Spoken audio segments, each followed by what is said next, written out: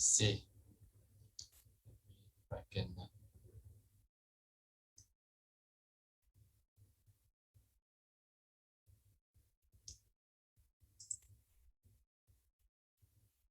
What's the setting? Probably I will. Recording in progress. So for today, we are going to look at how bacterial pathogens penetrate their host defenses. Okay, and we are going to look at some of these pathogens. They may possess certain criteria that enable them to penetrate the host defense system. For example, they have capsules and they have certain components of their cell wall that may able them to penetrate the host defense. And certain pathogens, they have enzymes that contribute to their pathogenicity, right? And apart from that, there are certain enzymes, okay, that the pathogens may release so that they will be able to stay in the host cell, or the enzyme that may help them to avoid the host defense system. For example, they have hemolysins, leukocidins, coagulase, kinases, hyaluronidase, and collagenase. These are the enzymes that will be released by the pathogens to help them to escape the host defense, right? And okay, if you look at this diagram here, so we have learned about certain portals of entry or routes of entry that the microbes may prefer, like some preferred enter through respiratory tract. These are the respiratory tract respiratory diseases. Okay, the pathogens that enter through respiratory tract, like some bacteria, some viruses, even fungus, and some may enter through gastrointestinal tract, the enteric bacteria, and also the enteric viruses. Okay, genitourinary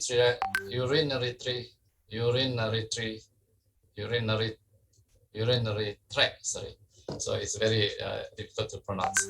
And conjunctiva, which is through our eyes, even through our skin, and parenteral roots are the when we get a cut, for example, the microbes may enter directly through this roots. Okay, and also it's all depend on the number of invading microbes. Okay, and in order for them to cause diseases. So last week we learned about the LD50, which is the lethal dose. How many microbes can cause lethal dose, can cause a lethality. LD50, for example, meaning that how many microbes, how many in terms of the cells, okay, can cause lethality to 50% of the tested organisms, LD50, for example, meaning that it's all depend on the number of the invading microbes. Okay, and apart from that, the adherence is one of the factor that whether the microbes, the pathogens, can adhere to the host cell.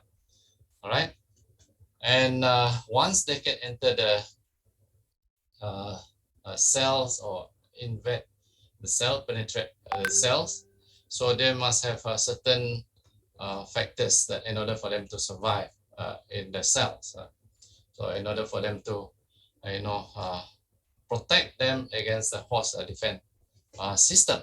Okay, so the capsule, for example, the bacteria should have the capsule in order to protect the cells from the enzymes, for example. And certain bacteria, they have certain cell wall components. For example, they have certain toxins, okay, the endotoxin, and also the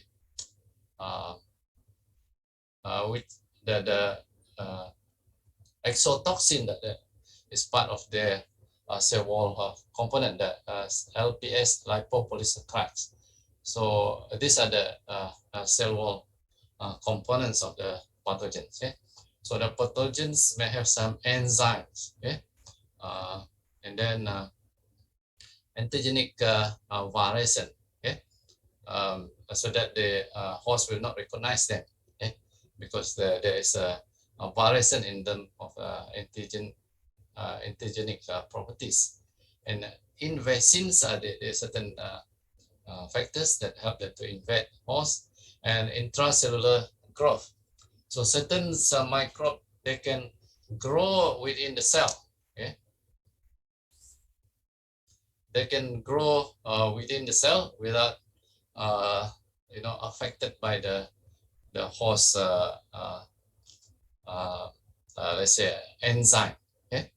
So these are the factors that contribute to the pathogenicity of this microbe. They are able to penetrate and invade the host defense system. Okay?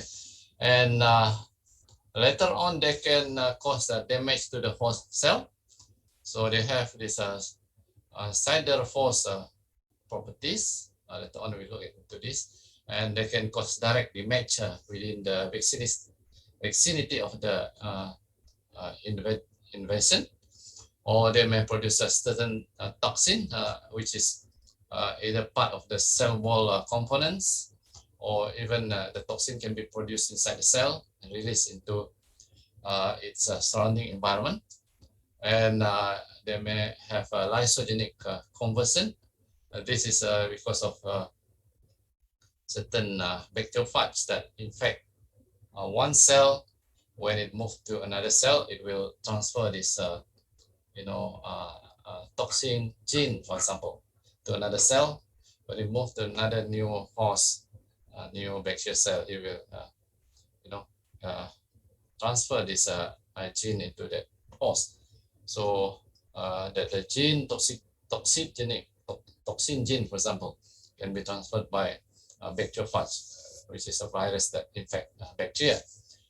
And cytophatic effect, the effect caused by normally by viruses, where the viruses will infect host cell, and cause certain morphological changes on the cell.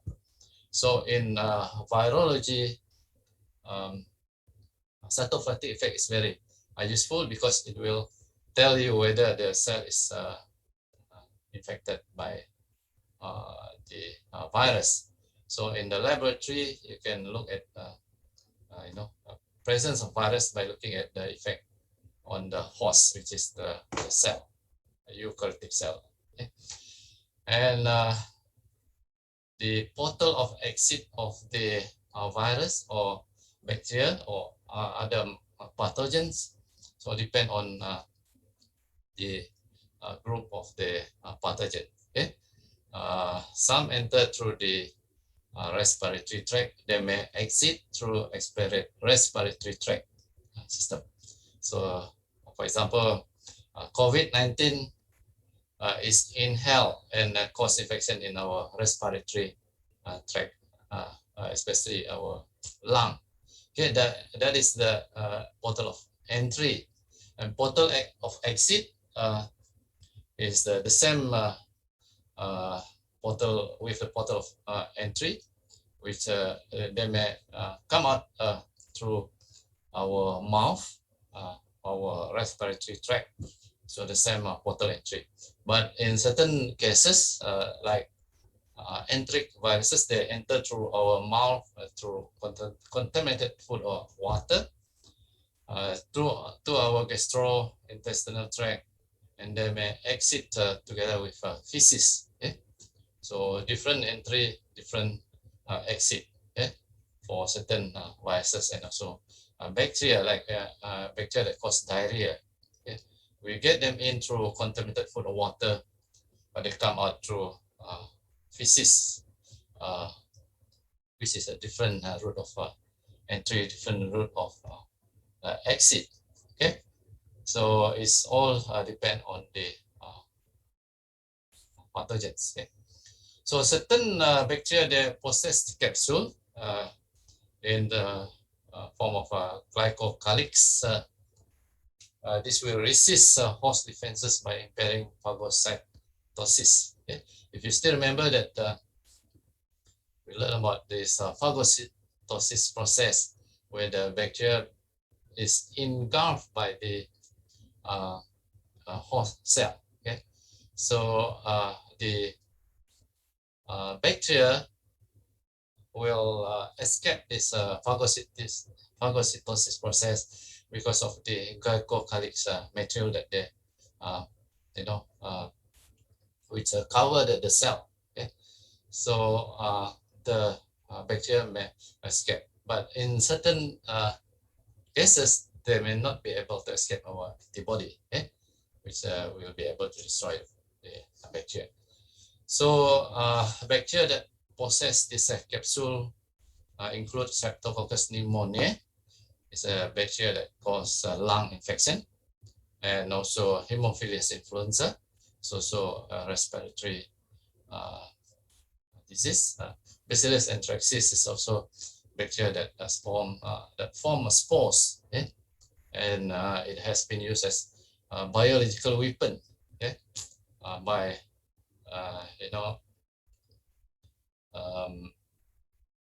it can be used as a biological weapon, and it can spread through the inhalation of this the spore of this bacteria. It's Bacillus anthracis. Okay, so the Streptococcus pneumoniae, for example, which causes a lung infection, which causes fatality in many cases. So it possesses this glycocalyx layer here. Yeah? So this is the bacterial cell. This is the glycocalyx layer, right? So certain bacteria contain chemical structure that contribute to virulence. Okay? So this is about the cell wall component. Okay? It's different from the glycocalyx. So the cell wall component consists of this M protein. Okay? M protein is resistant to heat and also resistant to acid. So let's say if this bacteria enter our stomach, our stomach is very acidic because of HCl, hydrochloric acid. So this bacteria may be able to survive, right? So this is because of the M protein found on the cell surface and also the membrane, and helps the bacteria to attack the epithelial cell of the host and help bacteria to resist phagocytosis. Okay, so immunity depends on the production of antibodies specific to M protein. So our immunity, if we have the immunity towards this M protein, our body can kill or even destroy this bacteria. But it's all depend on our immunity towards this M protein. Okay, so the other component of the cell walls, like Mycobacterium tuberculosis, is a bacteria that causes tuberculosis or TB. If you heard about TB, it's a form for tuberculosis. So it is a bacteria that causes a lung infection. So it possesses this cell wall, which is made up of wax. Okay, so this will help the bacteria to resist to escape the digestion by phagocytes, or it will resist the phagocytosis process. Okay, so this bacteria will multiply inside phagocytosis. Okay, because of the cell wall containing this wax, it is able to protect itself against certain, enzyme. Okay, in the let's say in our lung or our respiratory tract system. So this is the M protein. So the bacteria Streptococcus or Streptococci group, they have the M protein. So the bacteria without the M protein, there is no fimbriae or the certain structure that protrude from the cell wall here. Okay, and there are certain. Okay, we will break for a while for 5 minutes. When we come back, we will continue on this enzyme associated with pathogenicity of the pathogen. Okay, we break for about 5 minutes. All right, are you okay with that? Hello? Okay, Doctor. Okay, we break for 5 minutes. When we come back, we continue in this, and we will look at other lecture slide.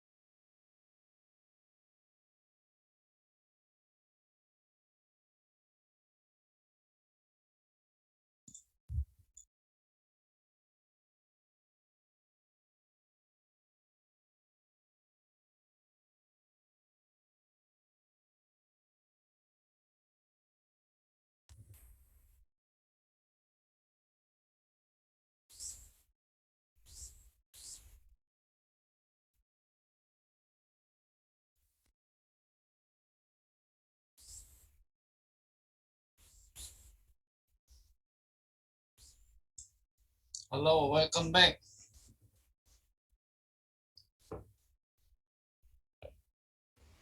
All right. Okay. Yeah. Just now we were talking about the enzymes. Okay.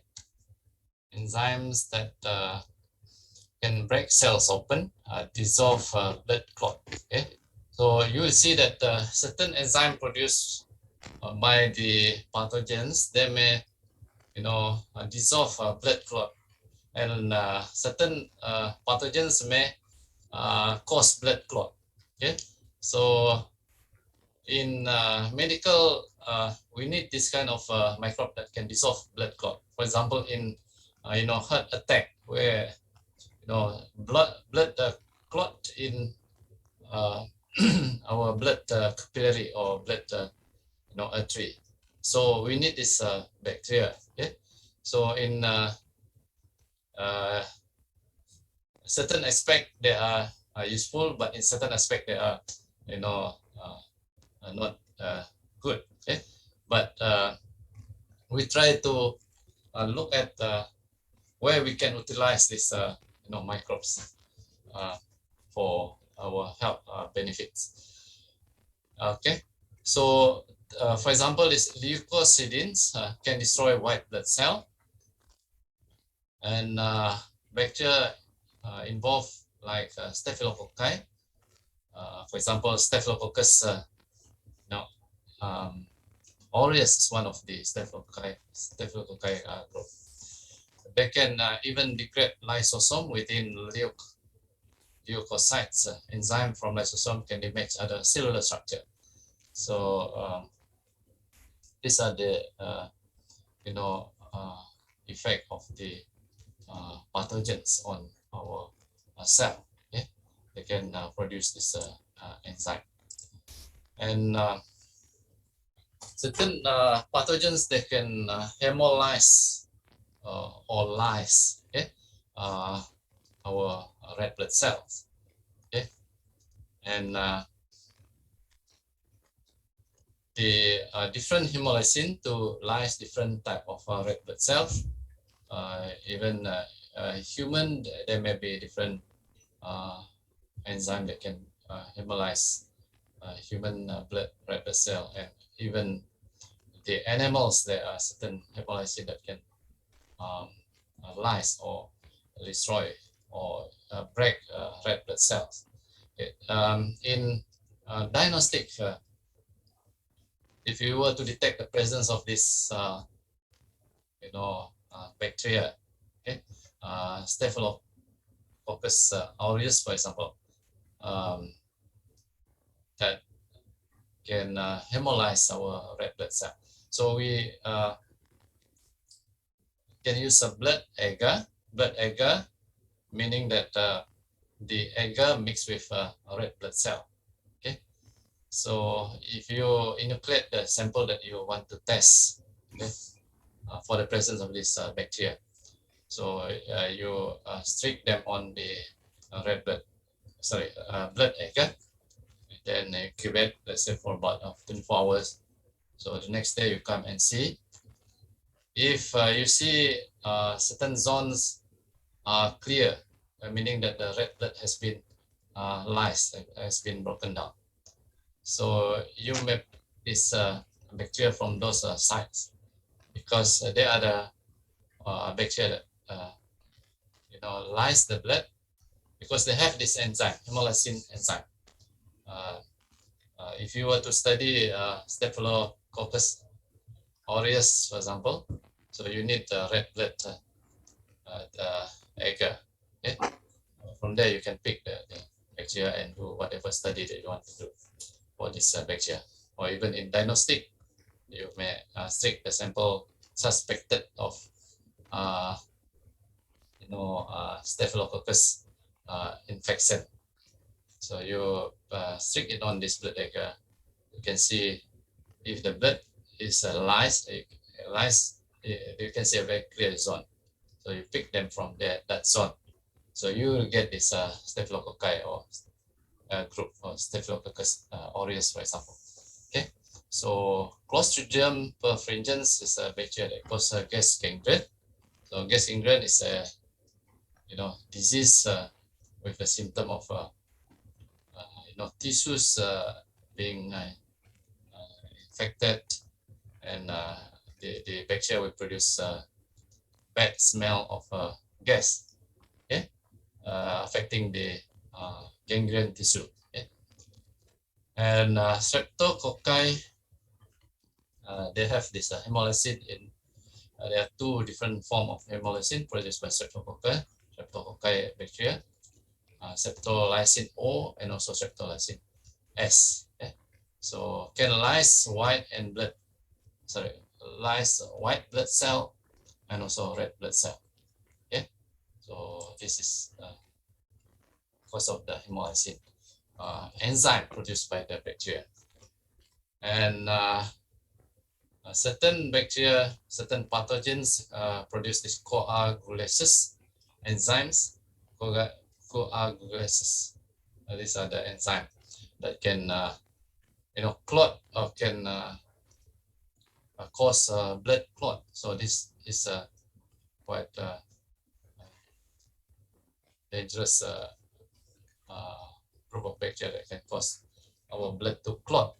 Okay, so coagulate fibrinogen in blood to form fibrin, thread-like form blood clot. So fibrin clot protect the bacterium from phagocytosis and isolate from other defenses of the clot. So this is a mechanism where the bacteria will clot blood so that they are protected against certain enzyme produced by the host or other host defense mechanism. Okay, produced by certain staphylococcus, walling of process in boils. So this is how they protect against the host defense. And other enzymes. Okay, there's a chat here. Do we have this experiment in the lab, Doctor? So there's a question posed by Irina. So do we have this experiment in the lab, Doctor? Okay.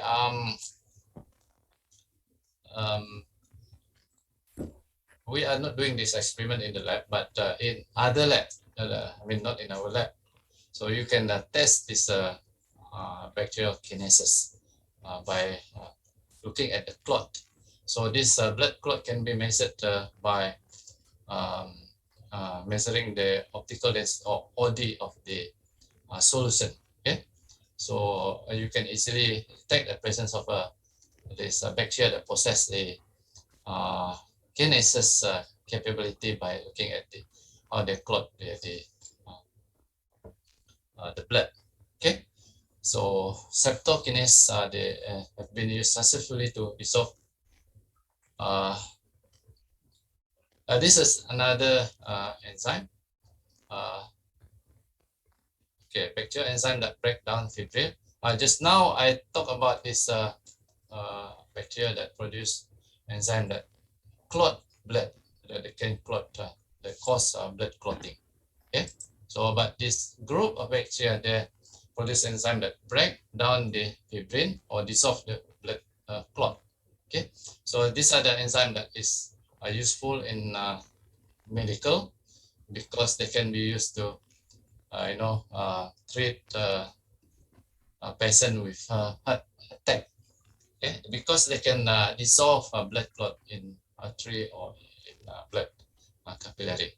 Okay, and they are important. Okay, the enzymes are useful. Okay? For example, the streptokinase has been used successfully to dissolve some type of blood clot in heart attacks.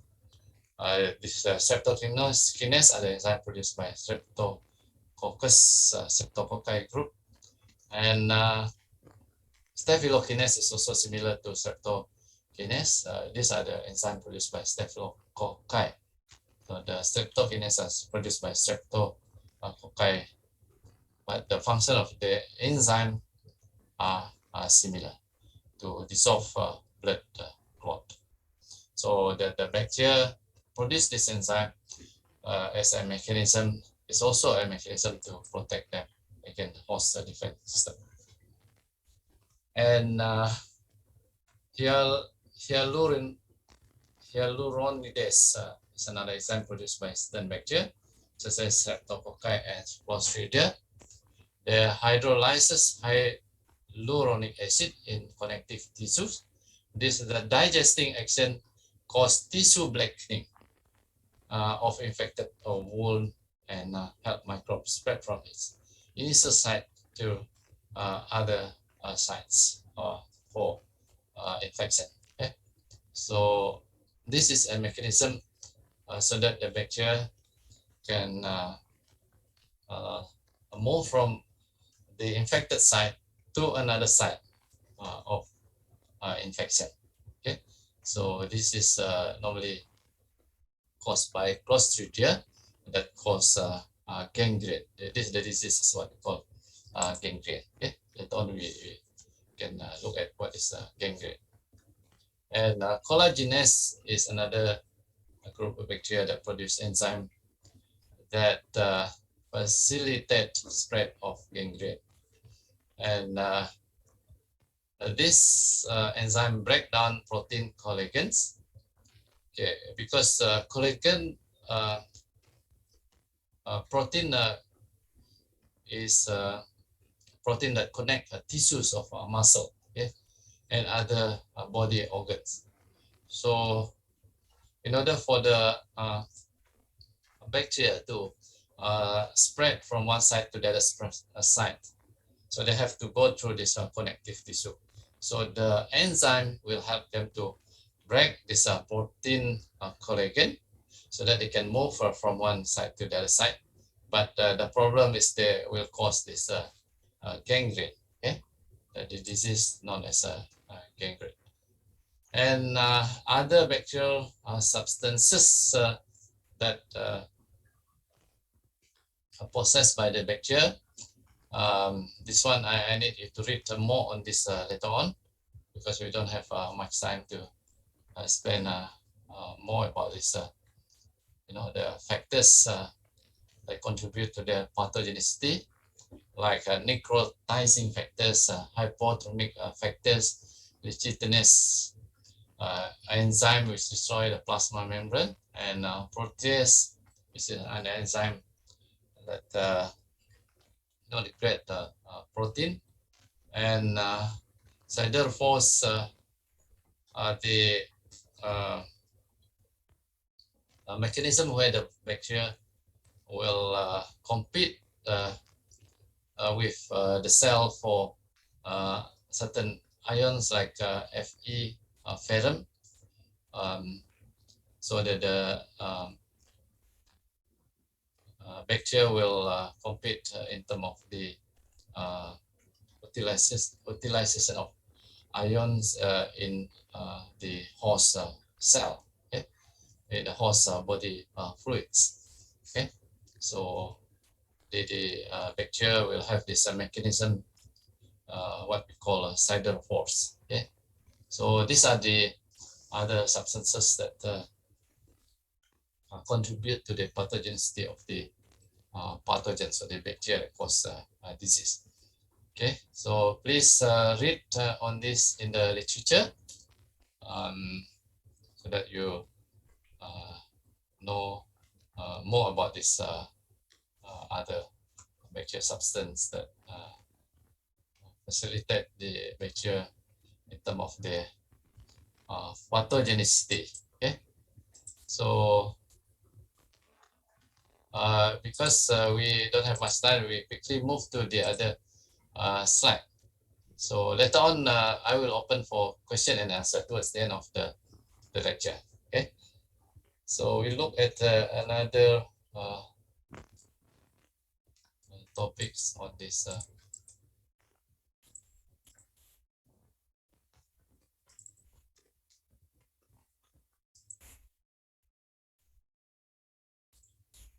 Okay, are you able to see this slide? Not yet, doctor. Can you see it? Lecture on how bacterial pathogens damage host cell. Are you able to see it?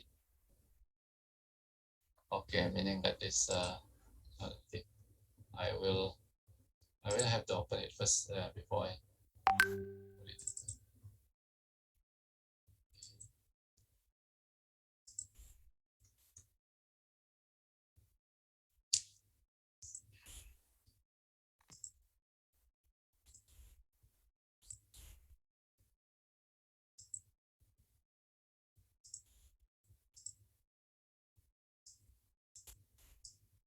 Okay, can you see it now?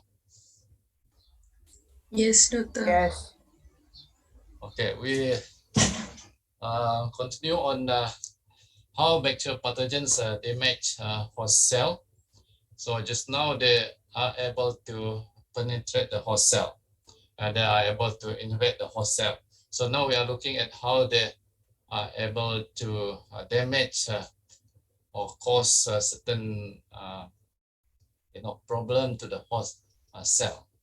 Okay, so if the pathogens can overcome the host defense, okay, uh, uh, damage to the host cell can be done through three basic ways.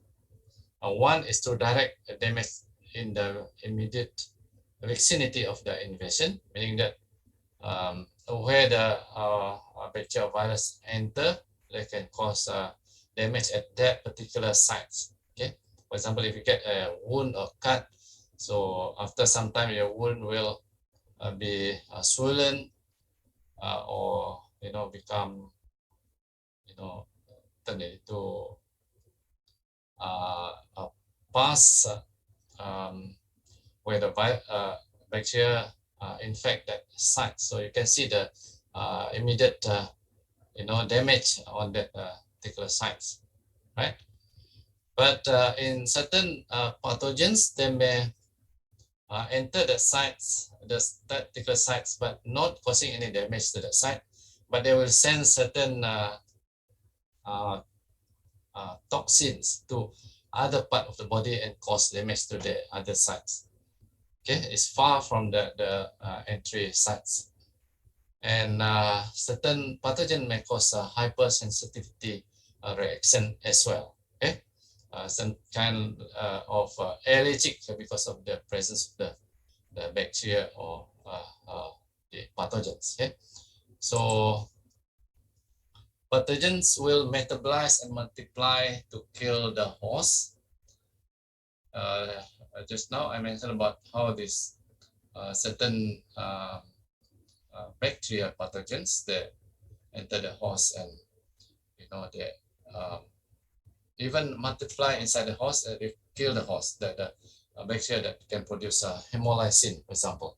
They can directly lyse the host cell. Okay, and bacteria like E. coli, Shigella, Salmonella can induce host epithelial cell to engulf them. So this bacteria, especially the enteric bacteria, they induce the epithelial cell to uh, uh, you know engulf them so that they will be in the cell, okay, through this phagocytosis. And some can be extruded from the host cell by reverse phagocytosis. So even they can revert back through this reverse phagocytosis so that they can release from the cell and enter another host cell.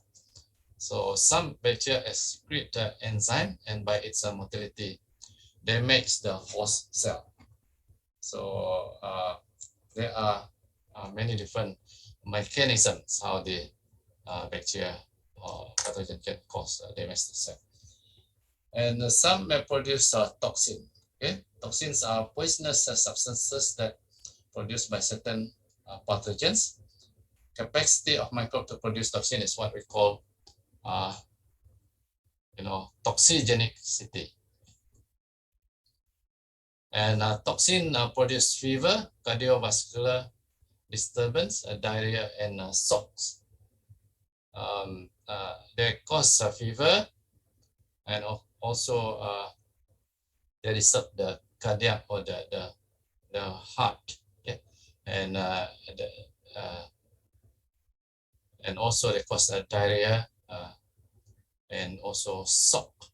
SOC is where you know the you know uh, cause the blood vessel is destroyed, or the blood uh, and cause low oxygen in the blood.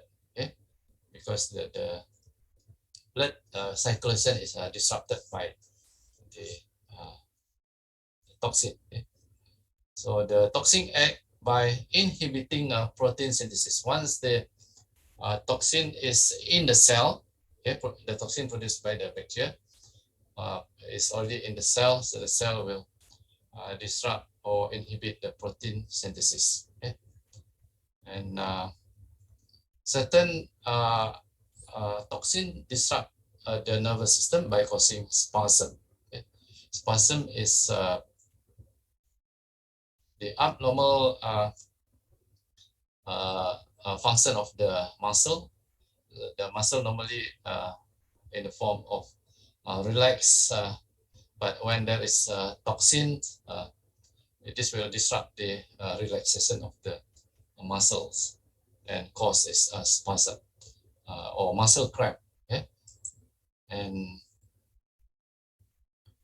of 220 non-bacterial toxin, nearly 40% cause disease by damaging the cell's membrane. Okay, so almost half of the toxin damage the cell membrane, the host cell membrane. And toxemia refer to symptoms caused by toxin in the blood. And there are two types of toxin, which is exo and endo toxin. Okay, we're going to look at these two different toxin, and we're going to compare these two different toxin. Okay? And from the word exo mean release. Okay, so the toxin is produced in the cell and then released outside the cell. Okay? So mostly produced by gram-positive bacteria, and genes for exotoxin are mostly carried on plasmid or phages. So as you have learned in your basic microbiology, bacterial cells, they have extra chromosomal DNA. At the same time, they have extra chromosomal DNA, or what we call plasmid. But not all bacterial cells have plasmid. Okay? So certain will possess this plasmid. So most of the genes are coded on the plasmid. And also phages, or the virus that infect bacteria, will carry certain genes. When they move to another host, they will transfer the gene into the bacteria as their host, right? The exotoxin is soluble in body fluid, easily diffused in blood, and rapidly transported throughout the body. So there are three types of exotoxin. The AB toxin consists of part A and part B. The A part of the toxin is the enzyme, active enzyme.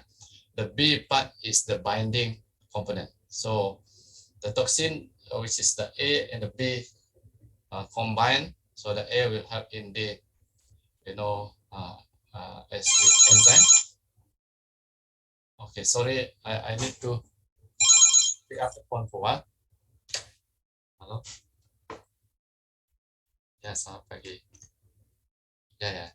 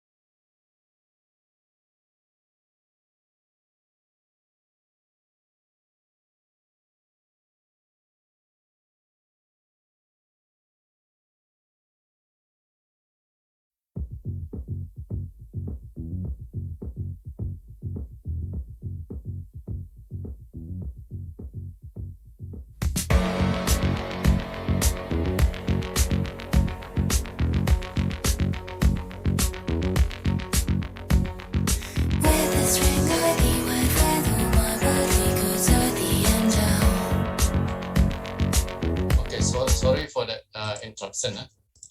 There was an urgent call. Okay, are you still with me?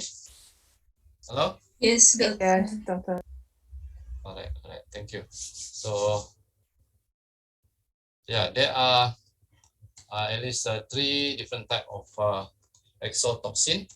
So one is the AB toxin. Okay? So they are called AB because there are two main parts in the toxin, which is the part A, which is the active site, and the part B is the binding site. So I will show you the structure later on. And the membrane disrupting toxin, the super antigens as toxin. These are the super antigens are the antigen, which is the bacterial cell themselves that provoke a very intense immune response that stimulate T cell. T cells then release a large amount of cytokines that enter the bloodstream and give rise to symptoms such as fever, nausea, and vomiting. Later on, we look into this some of these toxin. Okay, so just now I mentioned about the exotoxin and endotoxins. What are the differences? The exotoxin is produced inside the cell and then released into its surrounding environment. The endotoxin is part of the cell wall, okay?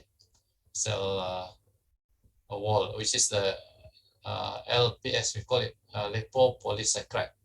Okay, so upon destruction of the cell, so the lipopolysaccharide or the LPS will be released, and then this will cause toxigenic to the cell surrounding the host cell. Okay, so this another schematic diagram on this exotoxin production from is coded on the this is a plasmid. Okay, so the toxin is encoded in the plasmid, and then if you still remember your general genetics, the DNA is transcribed into mRNA, is translated into the protein. Okay? So the toxins are in protein. Okay? So A and B is the part of the toxin. The toxin will bind to the host cell. Just now I mentioned about B. The site of the toxin is the sites that bind to the receptor of the host. In order for the toxin to enter the host cell, it has to bind to the receptor. Then it will enter the host cell through phagocytosis process. And the toxin will alter the cell function. Once it is in the cell, it will alter the cell function by inhibiting protein synthesis. So the function of the cell will be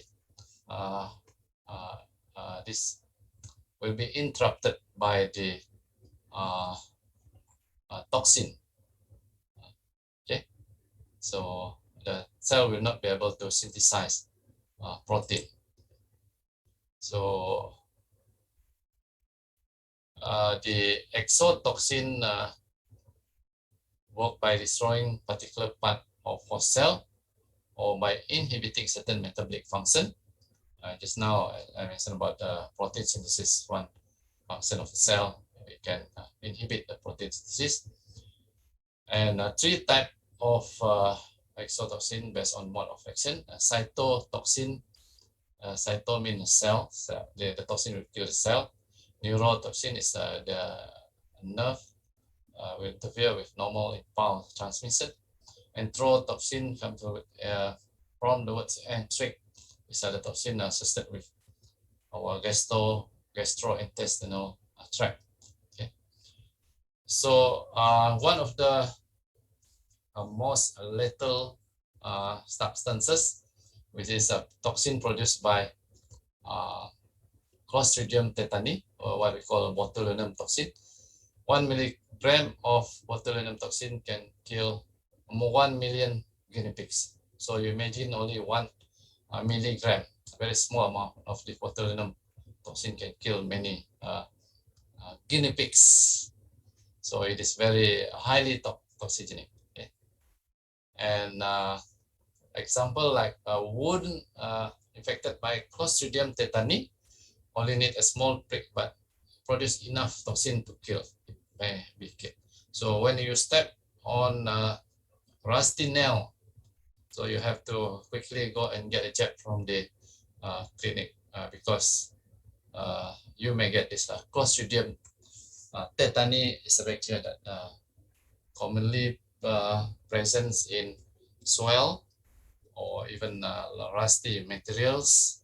Okay, so be careful when you get a cut because of you know on the ground, on the soil,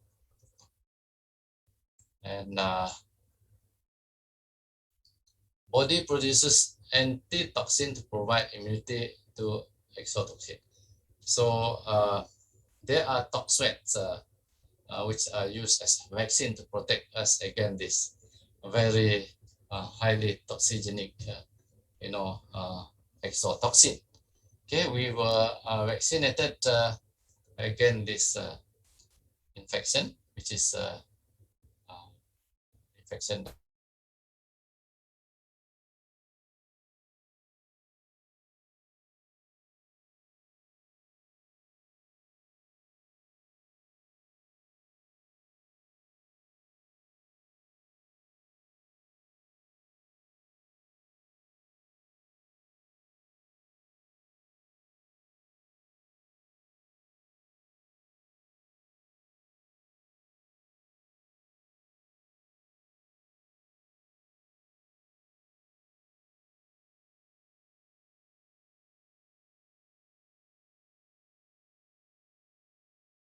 Zoom. So, okay, welcome back. We continue on this lecture on exotoxin. Okay, so to protect us against this highly lethal exotoxin, we have been vaccinated to protect us against this toxin. Okay? So in the form of toxoid, is the toxin itself is used as a vaccine, okay, to protect us against this bacteria infection. Clostridium botulinum. This is just to show you the morphology of this Clostridium botulinum. Okay, so Corynebacterium diphtheria is another bacteria that produces toxin when it's infected by lysogenic phage. So this, as you know, that phages are viruses that infect bacteria, meaning that bacteria are the host. So when these phages infect one bacteria, they will pick up this toxin. When they move to another bacteria, they will transfer it to the other bacteria within the species of Corynebacterium. So this toxin gene can be transferred from one bacteria to the other bacteria by phages. Okay, so later on in our next topic, we will learn about gene transfer among bacteria. So this is one method of gene transfer is through bacteriophages or phages. Okay, and involve two different polypeptide designated A and B. Just now I mentioned about this A site and the B site binding site of the toxin. Okay, so the A site is the active site and the B site is the binding site. So this is an illustration of toxin, okay, which is for example this diphtheria toxin. So the A site is the active site, B site is the binding site. So the B site will help to bind to the receptor. Okay, so once it's bind to the receptor and enter the host cell, so the active site will function in the host cell. Okay, so you may read about how this toxin function to disrupt the function of the host cell, which is the inhibiting the protein synthesis in the host cell. And other example of exotoxin, you can read this on, tetanus toxin produced by Clostridium tetani, Vibrio toxin produced by Vibrio cholera, and Staphylococcus enterotoxin produce super antigen. Just now I mentioned about super antigen, where the bacteria itself will act as the toxin. Okay, so which cause a toxic shock syndrome. And they destroy the blood vessels and cause this low oxygen in the blood.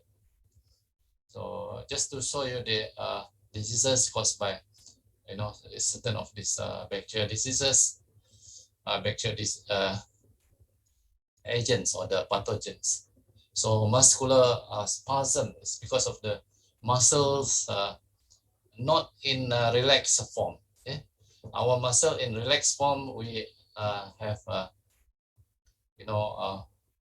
flexible muscle, but when the toxin is affecting the muscles, so the muscle will become in very stretch or like cramp.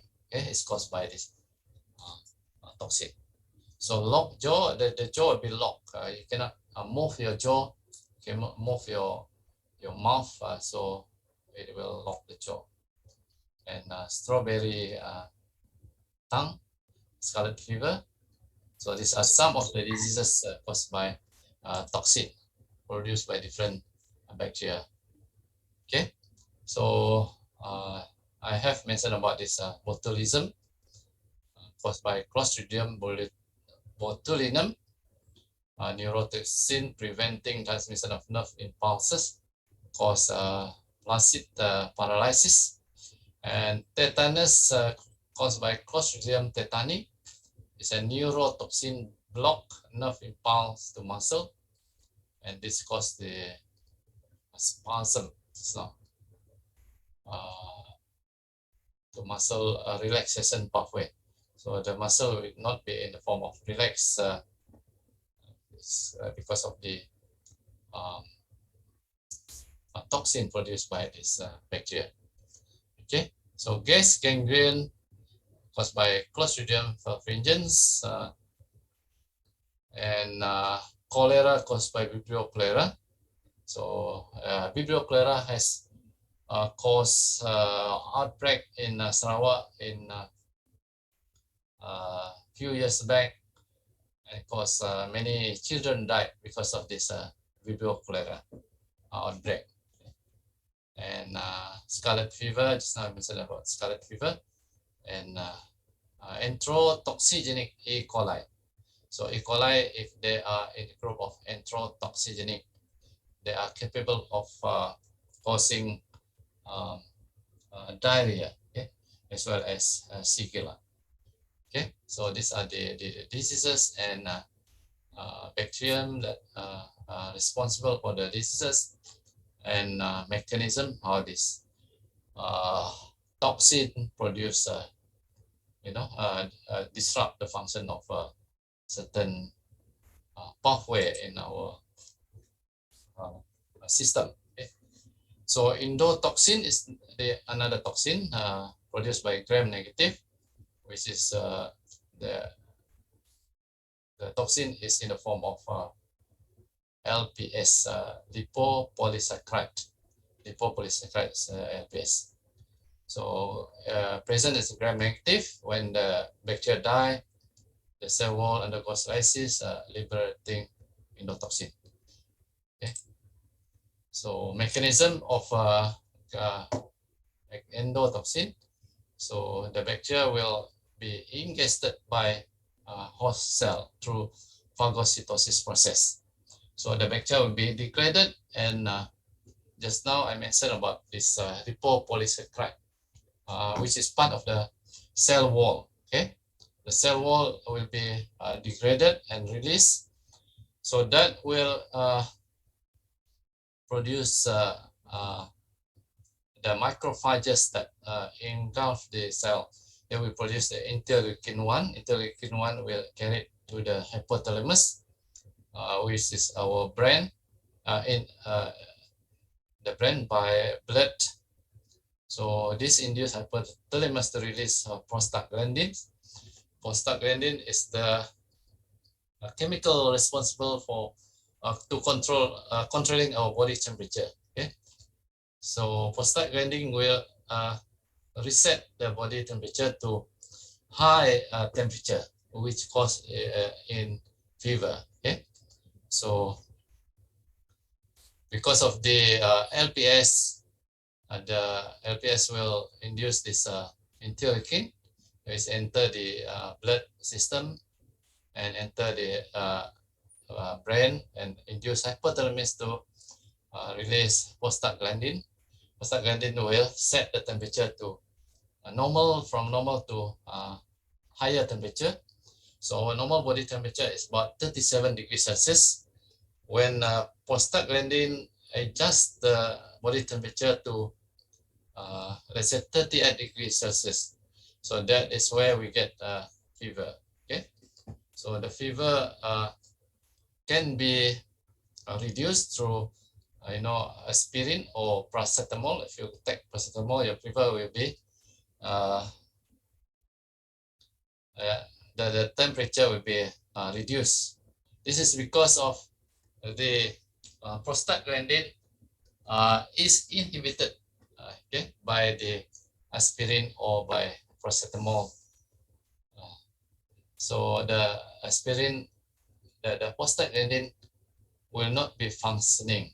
Okay, so that's why your body temperature will be set to the normal body temperature. So this is the host macrophage will engulf the bacteria. The bacteria will release the LPS, the endotoxin, in the form of LPS, lipopolysaccharide, and this will induce interleukin. Interleukin will travel through the blood vessel to the brain, so it will induce a prostaglandin, which will reset the body temperature to higher temperature. Okay, this is the mechanism of is actually the body mechanism to protect itself, okay, from the toxin. So the problem is if our body temperature rise up more than 38, it will cause a problem with the especially the brain membrane. Okay, so the brain membrane, if temperature is very high, it will cause inflammation. Okay, that is where when children or baby get high fever, so it may cause certain disease associated with the brain. So it is very dangerous for the children or baby. That's why we need to reduce the temperature. So normally we will take Panadol or paracetamol. The ingredient is paracetamol to reduce the body temperature from high temperature like 38 degrees Celsius to 37 degrees, which is a normal temperature. Okay, so interleukin induce hypothalamus to produce prostaglandin, which reset the body temperature to higher temperature, which produce fever. So when we take aspirin, that will lower the body temperature because the aspirin will inhibit this hypothalamus function here, right?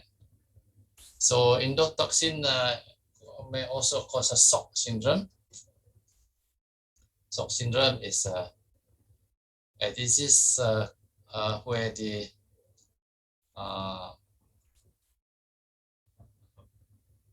what they call this the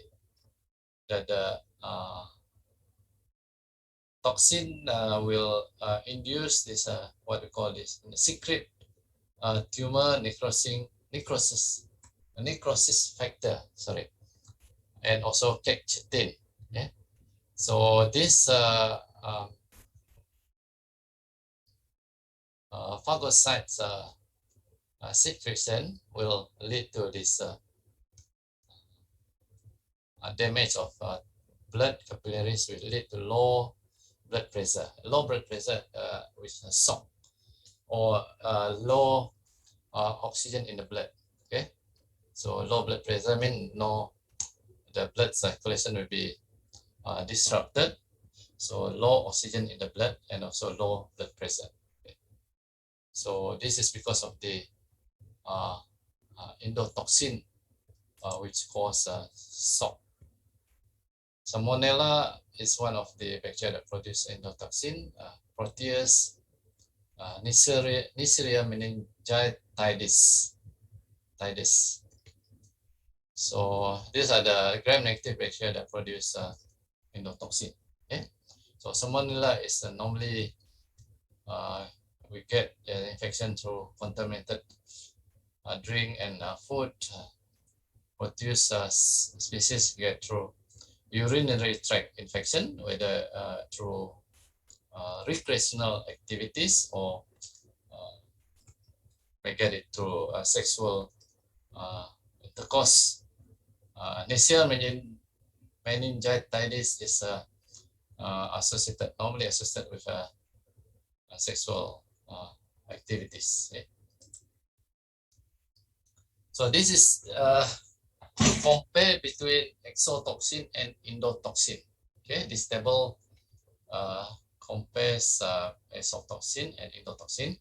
So in terms of bacterial sources, exotoxin is produced by gram-positive, mostly gram-positive, endotoxin by gram-negative bacteria. In terms of relation to microorganisms, it is a metabolic product of the growing cell. Just now I mentioned about this toxin produced inside the cell and then released outside the cell.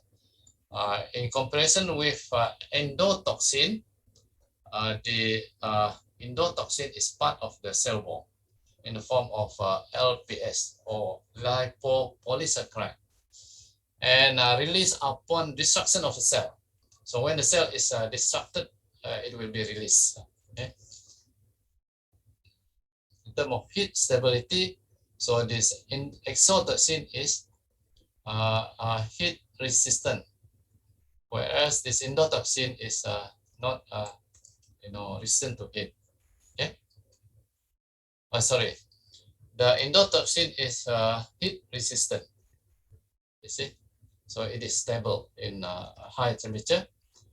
Meaning that if you cook your food that has been contaminated with endotoxin, so you may still get the infection or the toxin in your body. Okay, because you see this temperature here is 121. Even if you cook it for 1 hour. Okay? So yes, toxicity. However, it is low toxic, meaning that it will not cause serious problem. Okay? In comparison with this exotoxin, and lethal dose, small amount can cause fatality, but endotoxin is you need much or larger amount.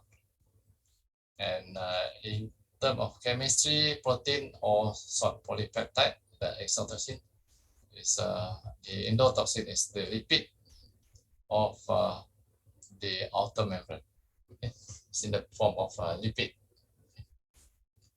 So you try to remember this comparison between exotoxin and endotoxin. What are the differences between exotoxin and endotoxin? Okay, so this is important. So this is an example of how you may get food poisoning caused by the toxin. So food protein is cooked, although you cook the protein, sorry, you cook the meat, but the food is contaminated, and then some if you workers handle the food, whether it's at the factory or at the kitchen, then you left the food at room temperature for about few hours, so the bacteria will multiply in there. Okay, the organism incubate in food long enough to release toxin. So meaning that during this time, the bacteria multiply and release the toxin. And food containing toxin is eaten when you eat the food that is containing the toxin. So you get intoxicated, or intoxication occurs after a few hours after eating contaminated food. Okay, so you see this roots of not roots of infection, how bacteria that produce toxin can cause food poisoning. Okay, so Staphylococcus is one of the bacteria that presents on our body or hands. So if people handle food with bare hand, so must be careful with the foods. Okay, so if they use glove, sterile glove is okay, but if they use a bare hand like this, this will let's say few cell of bacteria here, there will be, if this food is kept at room temperature, the bacteria can multiply, and more bacteria, meaning that more toxin.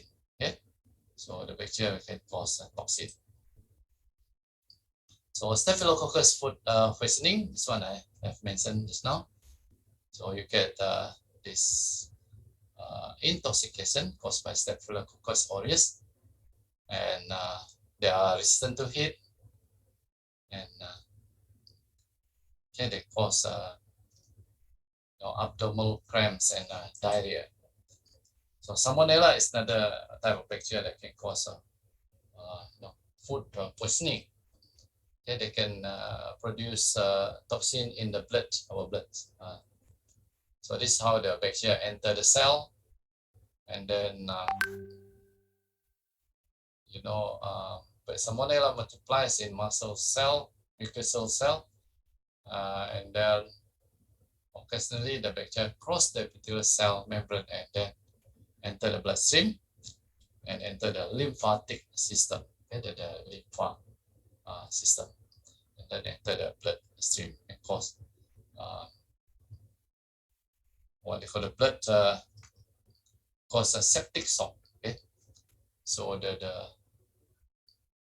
disruption of the blood capillary, or the blood pressure will drop. So this is what the Salmonella is now on the septic shock. And so the toxin may be coded on the plasmid, is what I have mentioned earlier on the plasmid DNA. The toxin are coded on that mostly. So the plasmid can be transferred from one bacterial cell to the other bacterial cell, from one species to the other species, or even in between species and genus of bacteria.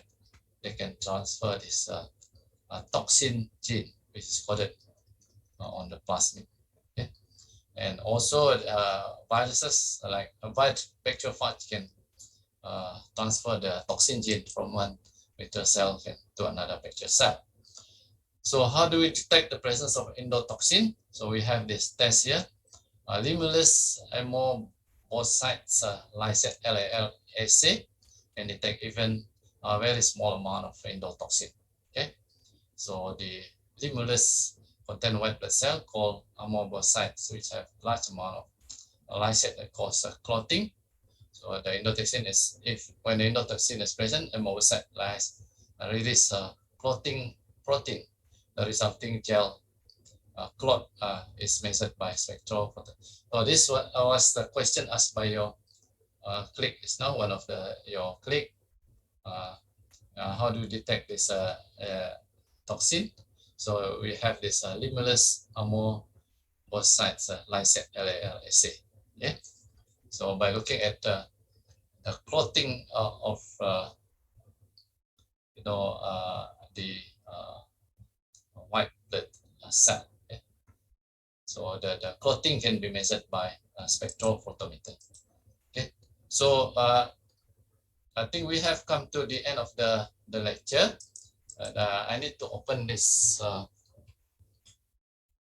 the QR code.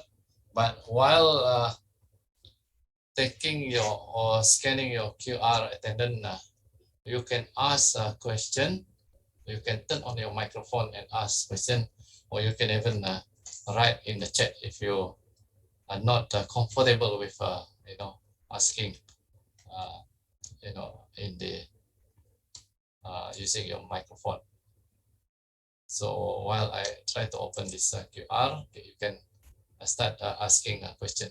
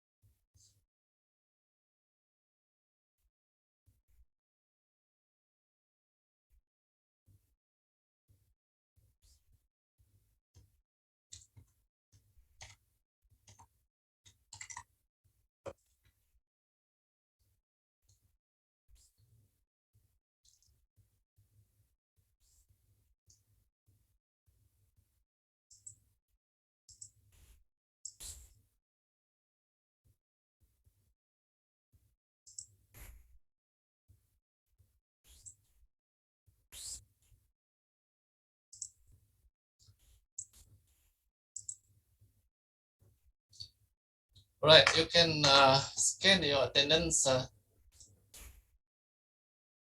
the same time, you may ask a question if you want. If you have any question to ask.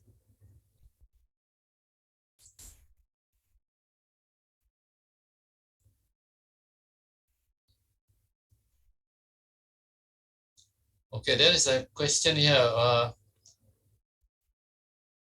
May I ask between endotoxin and exotoxin, which one is more lethal? Okay, just now in the table, I have already mentioned that exotoxin is more lethal. Okay, meaning that if the dose is very small dose mean lethality with small dose. In the exotoxin is the lethality is very in terms of the lethality dose. Yeah. Okay, you only need small amount of toxin. Okay, so that is produced by the uh, gram positive.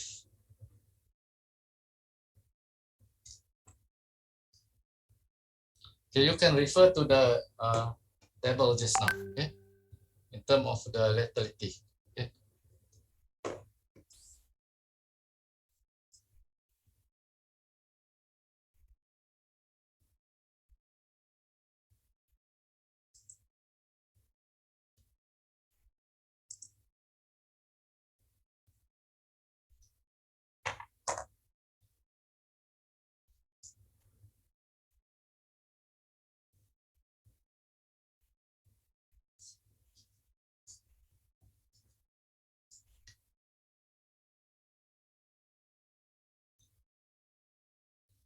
So do you have any more question? So far, so good, Doctor. Okay, that's very good. So I hope that you all have understood what we have learned today. And apart from that, I need you to read, more on those topic, because I just give you very brief on uh, the topics in the slide. Okay, so you can read the literature on the um, the pathogenicity of the pathogens. Okay, yeah, the gram positive and the gram negative, and the mechanism how they cause disease in the horse, particularly we are talking about the human. Yeah. Okay. So, any more question that you want to ask?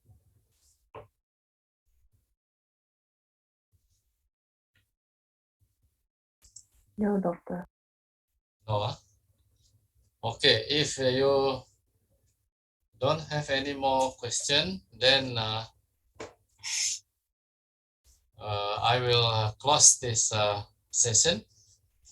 We have come to the end of the class for today, and wish you all the best and stay safe. So I end um, the Zoom now. Thank you, And, Doctor. Okay, Thank you, thank you, Doctor. Doctor. all right, thank you very much for your presence. Right, I'm going to end the meeting now.